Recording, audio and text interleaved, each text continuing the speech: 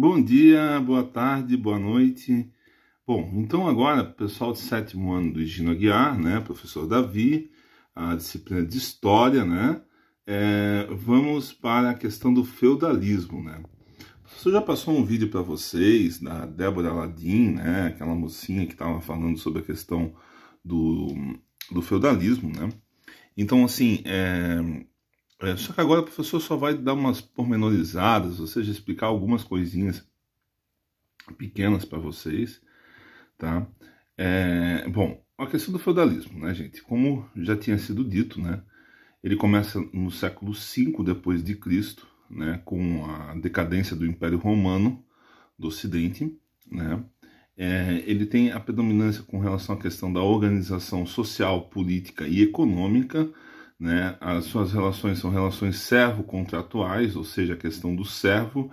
O servo é o trabalhador, é aquele que faz as coisas acontecerem, ou seja, aquele que planta o trigo, planta a soja, planta o arroz, planta o feijão, aquele que cuida dos porquinhos, dos boizinhos, e assim, dos cavalinhos e assim por diante, né?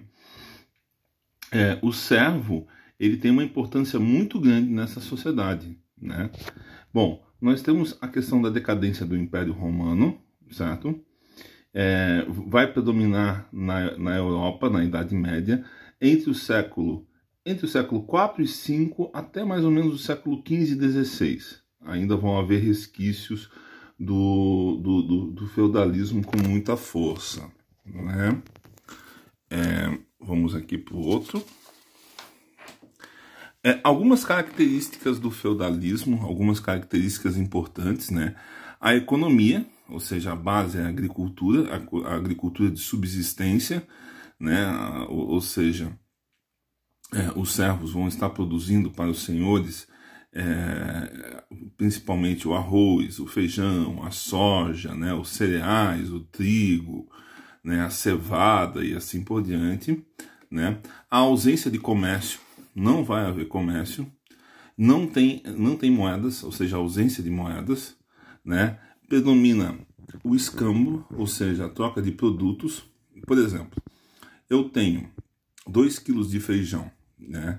E o Joãozinho tem 2 quilos de batata.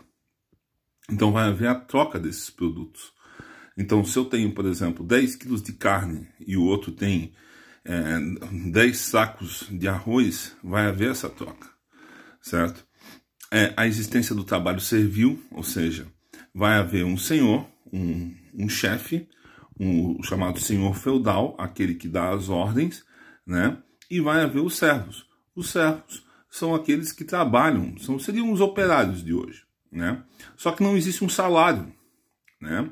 Eles vão trabalhar em troca de alimentos, né? Como o professor disse, o servo ele pega uma determinada terra e ele ganha 5% daquilo que produz.